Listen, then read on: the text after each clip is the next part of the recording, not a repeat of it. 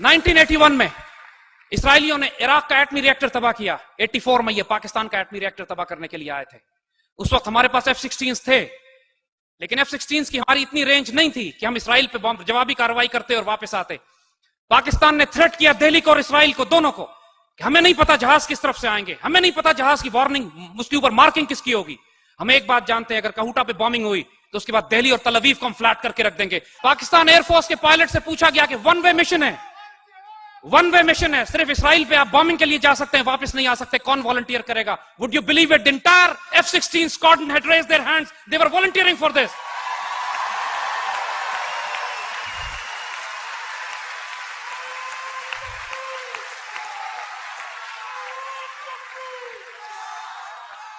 1998 में अल्लाह के फजल से हमने न्यूक्लियर एक्सप्लोजन किया, और अल्लाह के फजल से इंडोनेशिया से लेकर मोरक्को तक मुसलमानों ने इस तरह चरागा किया जैसे पूरी उम्मत मुस्लिमा में ईद का दिन उस दिन था, 28 मई 1998।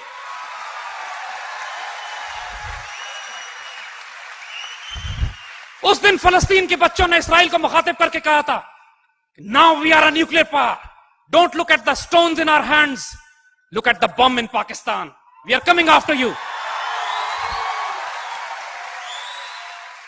और फोर्थ जनरेशन वॉर जो इस वक्त हमारे पास हो रही है, आए उसकी शक्ल आपको दिखा दें।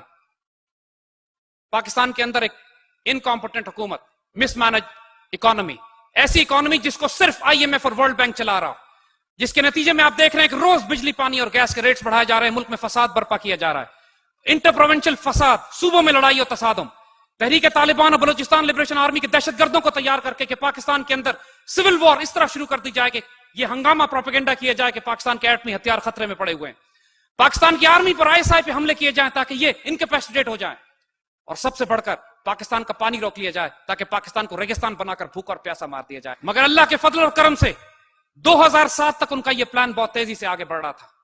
2007 के बाद पाकिस्तानी पेट्रियट्स ने, पाकिस्तान से इश्क और जुनून की हद तक प्यार करने वालों ने, अल्लाह के रसूल के उम्मतियों ने, वो जिनकी आइडियोलॉजी इस्लाम है, जिनकी आइडेंटिटी पाकिस्तान है, जो सिर्फ सब्ज गुंबद और सब्ज हिलाली से इश्क करते हैं, उन्होंने ये फैसला किया कि इस पाकिस्तान के दिफा में अपनी जान माल इज्जत और आबरू कुर्बान करेंगे इंशाअल्लाह। हमने इसको बनाते हुए 50 लाख शोहदा दिए थे, अभी इसको बचाते हुए हमने 10,000 शहीद भी नहीं दिए।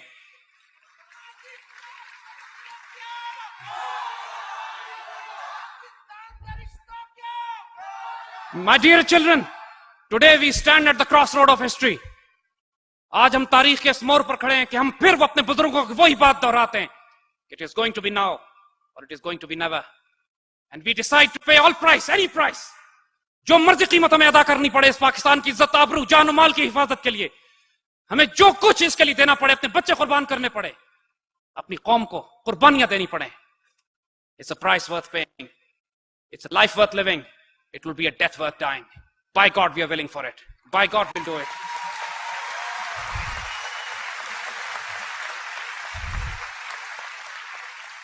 पाकिस्तान में इस वक्त जो सिस्टम्स कायम है, पाकिस्तान का पॉलिटिकल सिस्टम, पाकिस्तान का जुडिशियल सिस्टम, पाकिस्तान का इकोनॉमिक मॉडल, ये तीनों कोलैप्स कर चुके हैं उम्मत मुस्लिमा को 21वीं सदी के तकाजे पूरे करने के लिए। पाकिस्तान में 10 साल हो गए दहशतगर्दी की कैंपेन को चलते हुए, अदालत के जरिए एक दहशतगर्द को भी सजाए मौत नहीं सुनाई गई। पाकिस्तान की इकोनॉमी अभी तक सूद और रिबा के निजाम पर चल रही है। पाकिस्तान में गरीब, यतीम, मिस्कीन, बेवा, मोहताज जुर्रत नहीं कर सकते किसी ताकतवर के खिलाफ इंसाफ लेने के लिए। पाकिस्तान के अंदर जो सियासी निजाम कायम है, जो सियासी जमातें कायम है, जो करप्ट पॉलिटिकल मॉडल कायम है, मुमकिन नहीं है कि इसके अंदर खिलाफत राशिदा की तरह के लीडर्स निकल सकें। हमारे हमसाए में ईरान है, ईरान ने अपना एक पॉलिटिकल मॉडल बनाया है। ईरान के अंदर कोई सियासी जमातें नहीं होती।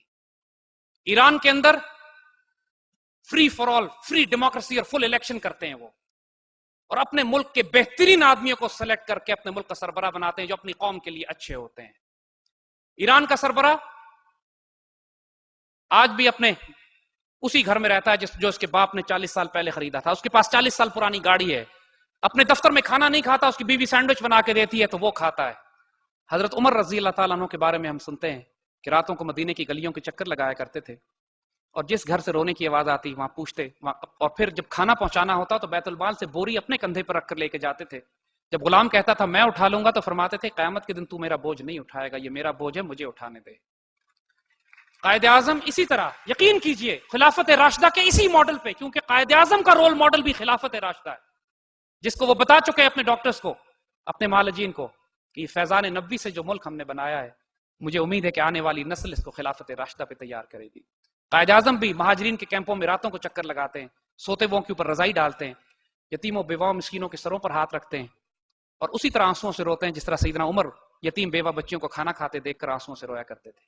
لیکن صداقت، دیانت، ایمانت اور امت مسلمہ کے ساتھ اور امت رسول کے ساتھ محبت میں، اس کے ساتھ وفاداری میں آپ نے حق ادا کر دیا جو قرون اولیٰ اور خلافت راشدہ کے مسلمانوں کی مثال تازہ کرتی ہے۔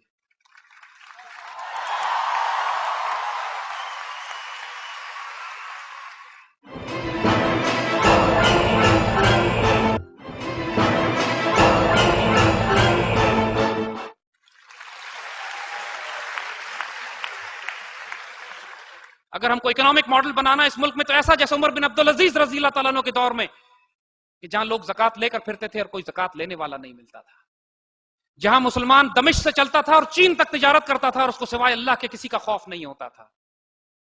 آج آپ بینک سے پیسے نکال کر گھر نہیں جا سکتے اور آپ کو پولیس کا ڈر ہوتا ہے۔ ہماری اس پولیس میں اللہ کے ولی اور درویش بھی بستے ہیں، پاکستان کے ہر محکمے میں اللہ کے ولی اور درویش اور فقیر بستے ہیں۔ کسی کو اسٹیریوٹائپ مت کیجیے گا، ان سیاستدانوں میں بھی اللہ کے ولی اور درویش ہیں۔ آج بھی ایسے سیاستدان موجود ہیں جو اپنی جان مال خرچ کر رہے ہیں اس پاکستان کے لیے۔ پاکستان فوج، نوجوان، یوتھ، ایک مثال آپ کو دیتے ہیں، اس کے بعد انشاءاللہ اس کو ختم کرتے ہیں۔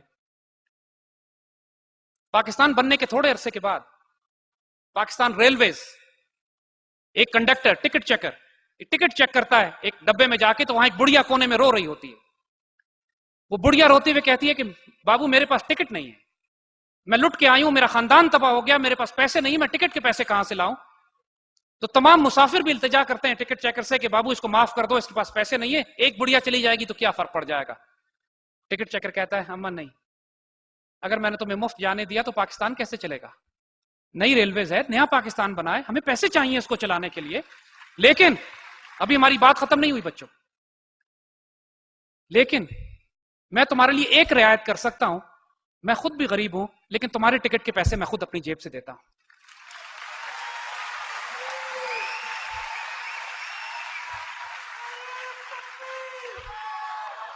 میرے بچوں، اس پاکستان سے عشق کرو، یقین کرو، ہم اللہ کی قسم کھا کے تم سے کہتے ہیں کہ تم خلافت راشدہ کا نظام چاہتے ہو، اللہ تم کو یہ نظام دے گا۔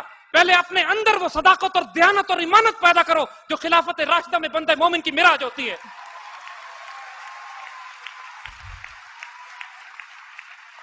میرے آقا صلی اللہ علیہ وآلہ وسلم کی حدیث شریف ہے، اعمالکم ومالکم، تمہارے اعمال تمہارے حکمران بنیں گے۔ اگر ہمارے حکمران آج یہ ہیں جو آج ہیں، تو پہلے اپنے اندر دیکھو کہ ہم نے کیا کوتاہی، غلطی، کوتاہی، استغفار کرنے کی ضرورت ہے کہ مالک ہم سے کیا کوتاہی ہوئی کہ آج ہم پر مصیبہ من مصائب الامہ، امت کی مصیبتوں میں سے مصیبتیں مسلط ہو گئی ہیں۔ لیکن یاد رکھو، اپنے اندر اپنے وجود میں عہد کرو۔ تم کو آج راز دے دیتے ہیں دنیا اور آخرت میں کامیابی کا، جو مرضی تم کرنا چاہتے ہو، اس کی بنیادی شرط کہ محمد سے وفا نے تو ہم تیرے ہیں، عشق رسول اور ادب رسول میں کبھی گستاخی اور غلطی نہ کرنا، اس پاکستان سے خیانت نہ کرنا۔ اللہ تمہاری عزت اور آبرو کی حفاظت کرے گا۔ اپنی ذات میں اگر تم کوئی تبدیلی لانا چاہتے ہو تو پہلے صادق اور امین بنو۔ دنیا قسم کھائے اور گواہی دے کہ تمہارے آگے ہیرے جوہرات اور نوٹوں کے انبار رکھ دیے جائیں، لیکن پاکستانی نوجوان اس حرام رزق کی طرف نگاہ اٹھا کے نہیں دیکھے۔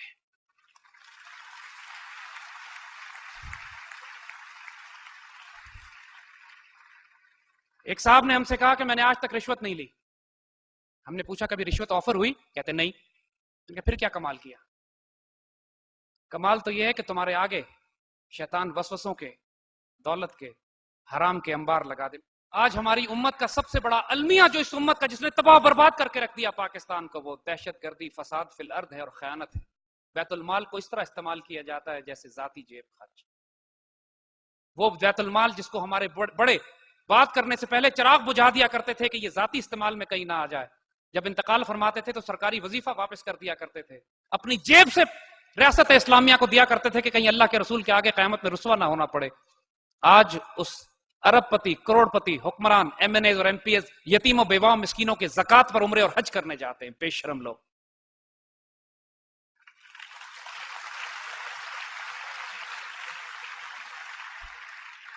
میرے بچوں، اس شہر کا نام اسلام آباد ہے. یہ پاکستان کا دارالحکومت ہے. اور اللہ تعالیٰ کا عجیب کرم دیکھو کہ اردو زبان میں دارالحکومت کے لیے جو دوسرا لفظ استعمال ہوتا ہے وہ دارالخلافہ ہے. آج ہم اللہ کے حکم سے عہد کرتے ہیں انشاءاللہ کہ اس پاکستان کو، اس اسلام آباد کو دارالحکومت سے ہٹا کر دارالخلافہ بنائیں گے انشاءاللہ.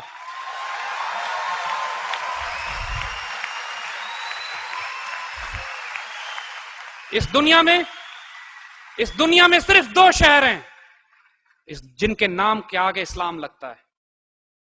1453 میں جب مسلمانوں نے قسطنطنیہ کو فتح کیا، جس کے فتح کرنے کی بشارت میرے آقا صلی اللہ علیہ وسلم نے حدیث شریف میں فرما دی تھی. 900 سال تک مسلمان سپہ سالار قسطنطنیہ فتح کرنے کی کوشش کرتے رہے اور یہ نصیب سلطان محمد فاتح کے نصیب میں آتی ہے 1453 میں. کانسٹینٹینوپل کا نام تبدیل کر کے اسلام بول رکھا جاتا ہے. وہ شہر جہاں سے اسلام کا بول بالا ہوگا، وہ شہر جس کی وجہ سے اسلام کو عزت ملتی، جو اسلام کو عزت دیتا ہے. اسلام کو عزت دینے والا شہر اسلام بول، اسلام جس کو آباد کر رہا ہے. بعد کے آنے والے مسلمان جب راہ سے بھٹک گئے تو اسلام بول کا نام تبدیل کر کے استنبول کر دیا گیا. پھر اللہ تعالیٰ نے ایک اور شہر آباد کیا جس کو اقبال خوشخبریاں اور بشارتیں دے گئے تھے کہ کریں گے اہل نظر تازہ بستیاں آباد. پھر یہ ایک اور شہر آباد ہوتا ہے جس کا نام اسلام آباد رکھا جاتا ہے.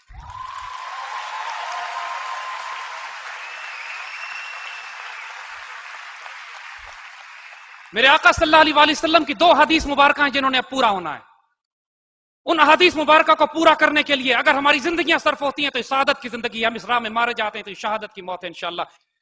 ہندوستان ایک دفعہ پھر مسلمانوں کے ہاتھ فتح کیا جائے گا اور وہ فیصلہ کن جنگ ہوگی. یہ جو 4th جنریشن وار یہ ہمارے خلاف مسلط کر رہے ہیں، یہ جو اس امت مسلمہ کو محمود غزنوی، غوری، ٹیپو، طارق، خالد کے بیٹوں کو چھیڑ رہے ہیں، ان کو اندازہ نہیں ہے. یہ روئیں گے اس دن جس دن ہم نے فیصلہ کر لیا کہ ہم ان کا قصہ تمام کر دیں گے. اب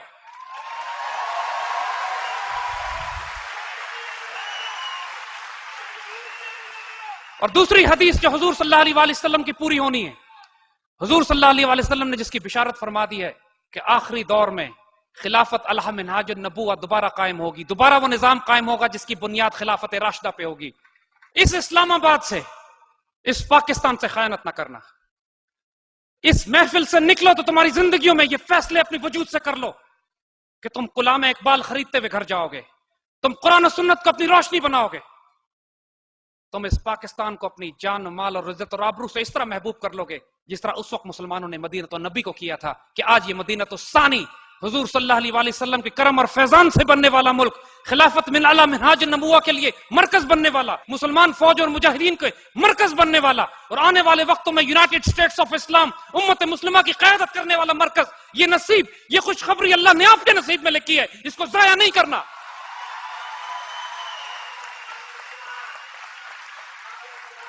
اللہ بہت بے نیاز ہے، اللہ بہت بے نیاز ہے.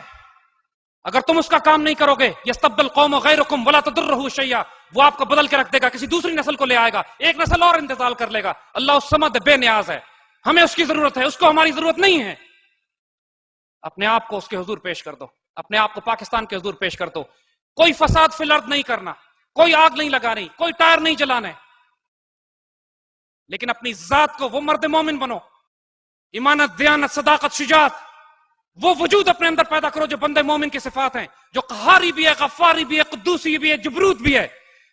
جو قاری نظر آتا ہے حقیقت میں ہے قرآن، جو نرم دم گفتگو بھی ہے، گرم دم جستجو بھی ہے، رزم ہو یا بزم ہو، وہ نرم دل، وہ پاک دل و پاک باز.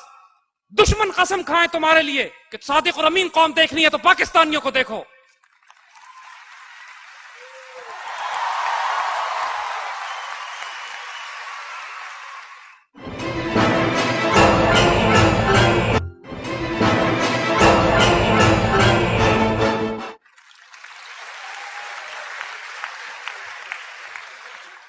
Honor. We will not accept humiliation now. We will not accept disgrace. پوری مسلمان دنیا کو ذلیل و رسوا کیا جا رہا ہے. ہمارے آقا صلی اللہ علیہ وآلہ وسلم کی بے حرمتی کی جا رہی ہے. ہماری بہنیں ہزاروں کی تعداد میں اسرائیل کی جیلوں میں بند ہیں.